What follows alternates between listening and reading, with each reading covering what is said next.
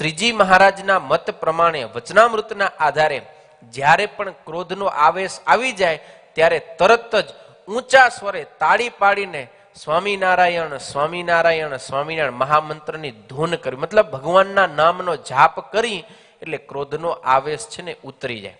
એક ઉપાય.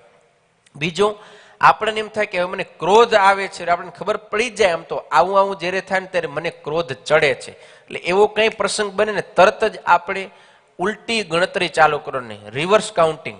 100, 99, 98, 97, 96, 95, 94, 93, 92, 91, 90, 89, 88, 87, 85, 84, 83, 82, 81, 80 એમ reverse counting કરશું એટલે આપણું માઇન્ડ ડાયવર્ટ થશે. ડાયવર્ટ થશે એટલે ઓટોમેટિક ક્રોધનો આવેશ છે એ ઘટી જશે. ત્રીજો ઉપાય એવો હતો કે કંઈક એકાદો ટીપું પાણીનું આપણી જીભ ઉપર મૂકી દેવાનું, પછી એને ન અંદર ઉતારવાનું ન બહાર કાઢવાનું એમ. આવી રીતે આપણે ક્રોધના આવેગને જીતી શકીએ છીએ.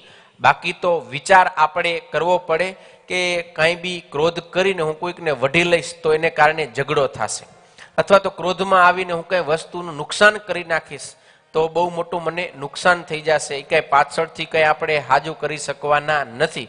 એટલે ક્રોધ છે એ બધી રીતે આપણને નુકસાન કરનારો છે. વળી અહીંયા કને શાસ્ત્રનો વાત એ વિચાર આપણે હાથમાં રાખવો જોઈએ કે ક્રોધ છે ને એક અગ્નિ છે. કારણ કે ક્રોધ શું એ આપણે ગુસ્સો જ કે ને ગરમી એમ, ઇંગ્લિશમાં શું કહેવાય ફાયર, બરોબર ને?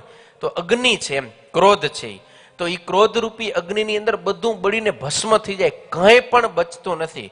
ખાલી આ વ્રત દાન તપ ઇત્યાદિ સાધન નહીં, ઘર પરિવાર એ હળગી જાય. ખબર ને કેટલા માણસોના ઘર પરિવાર આ ક્રોધની અંદર સળગી ગયા, ધંધા બિઝનેસ બધું હળગી જાય. એવો ભયંકર આ ક્રોધ છે. એટલે ક્રોધ ક્યારે કરવો જોઈએ નહીં. આમ વિચાર એક આપણા હાથમાં હોય તોય આપણે ક્રોધ થકી બચી શકીએ છીએ. એટલે આવી રીતે આપણે સતત ભગવાનને પ્રાર્થના કરી વિચાર હાથમાં રાખી અને જ્યારે ક્રોધ ચડે ત્યારે આ 3 માયેલો કોઈ પણ એક ઉપાય આપણે કરી શકીએ. આવી રીતે ભગવાન શ્રીહરિએ આ 16મા શ્લોકની અંદર કઈ અયોગ્ય આચરણ થઈ જાય અથવા તો ક્રોધે કરીને પણ પોતાનું કે બીજાના અંગનું છેદન ન કરવું આવી રીતનો આદેશ કર્યો.